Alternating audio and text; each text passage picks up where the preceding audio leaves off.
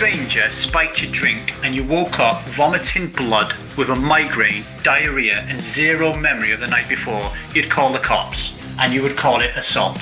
But when you do it to yourself, you call it a great night out. You are not broken, you're brainwashed, and that is the liquid lie.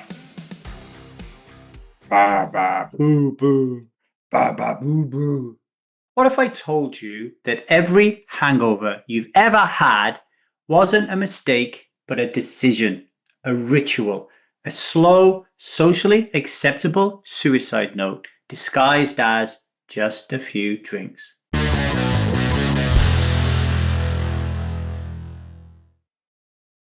Hello everybody, my name is Davy. I am not an alcoholic. I refuse to be anonymous.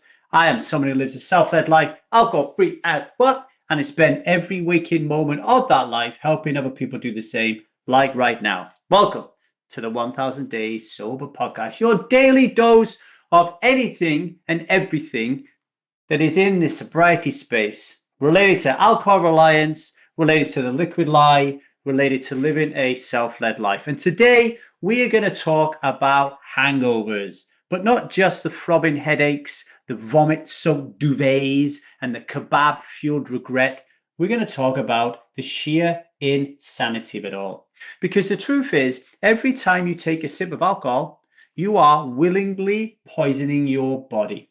But we've created this cultural loophole, this what I call the liquid lie. And it says that alcohol poisoning, it only exists when it gets extreme, when we've drunk too much from the top shelf, when we end up in hospital having our stomach pumped, when the ambulance is called. That is alcohol poisoning. But isn't it always poisoning? Isn't every time you have a drink of alcohol like that, for example, if it was, that would be poisoning your body. So let's call it for what it is. You drink, you vomit, you shit yourself, you collapse into bed and you feel like you're dying. And then when it shakes off, you laugh about it. Why do we treat this level of self-inflicted suffering like it's some sort of rite of passage, that it is cool as fuck to feel this bad, right? I've been there. I was the human being on this planet that had the worst hangovers in the world, right? So I would go out back in the day, let's just say, for example, I went out drinking on a Saturday, and then I would be useless until Monday.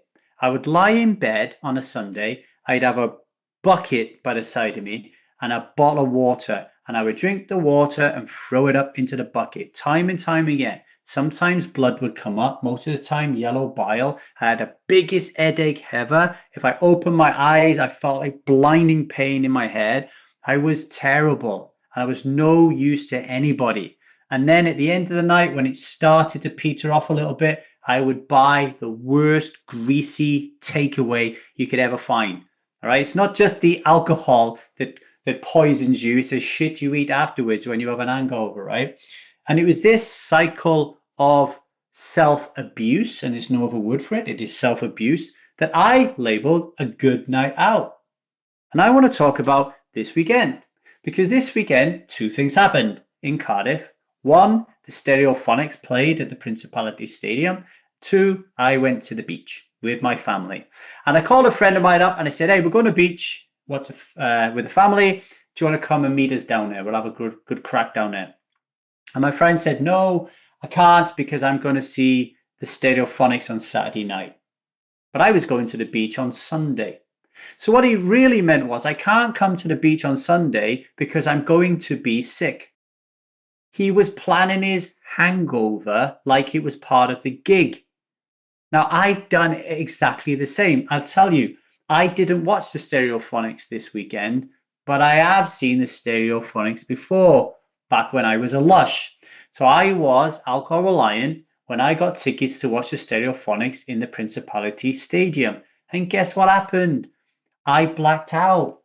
I lost everybody. I ended up being outside the stadium, not inside the stadium. And I couldn't remember a single thing. Nothing. Nada. Zilch. And the day after, I just stayed in bed all day puking, following the process like I just told you. Now, imagine I did go to the Principality Stadium this weekend to watch the Stereophonics, alcohol free as fuck, in my power, okay? Then I would have remembered every lyric. I would have remembered every guitar string.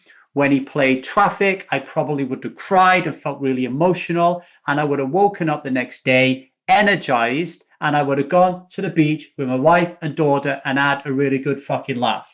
Which one is freedom and which one is a prison? Now, I'm going to take a short break, but before I do, ask yourself this. Would you tolerate anybody else making you sick on purpose? Would you let someone poison your food just so they could have some fun?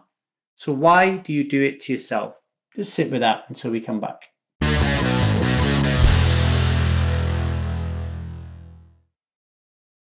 Welcome back to the 1000 Days Sober podcast, where today we've been talking about hangovers and the madness of pretending that they're normal. Something I want to tell you, actually, something that I'm really, really proud of. As somebody who used to drink a lot and would probably be sick maybe 3 times a week permanently, every single week, I have not been drinking for 15 years. 15 years, alcohol free as fuck. And I've only once in my life, in 15 years, been sick. Only once have I puked in 15 years. And it was because I picked up a bug when I was swimming and I puked. I am so proud of that, ladies and gentlemen. Thank you. Thank you. Thank you for the applause. Thank you. Thank you. Thank you. Anyway, back to the show. Here's the uncomfortable truth. The hangover isn't a side effect. It's the whole point.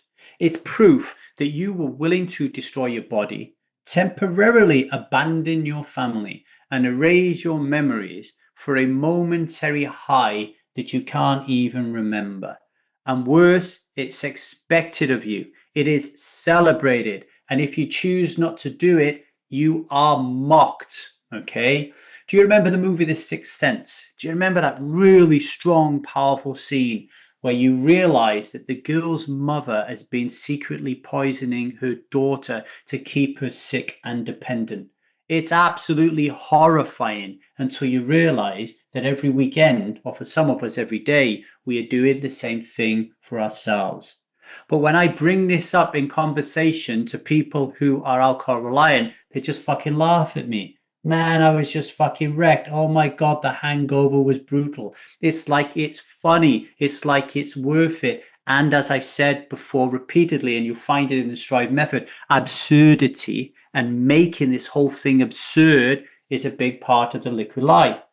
But here is what's not funny when you have an hangover, right? Your kid asking why you can't get out of bed. Your partner carrying the load of the family while you disappear into a dark room, head down a toilet, right? Your life dripping away one poisonous Sunday at a time. Just sit with that until we come back.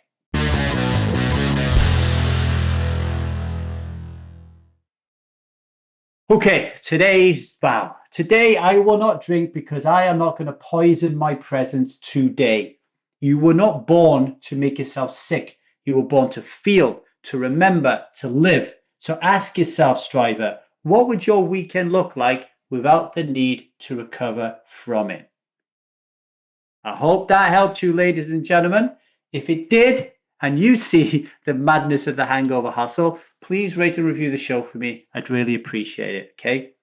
It will help more strivers find this message. Subscribe so you don't miss a single episode. The algorithms love all that shit. And if you want to learn more about living a self-led life, alcohol-free as fuck, you want to know more about our new workshop, Strive Foundations, email me at thestrivemethod@gmail.com and I will fill you up and get you into the program, okay? Right, you ready to take the sovereign vow with me today?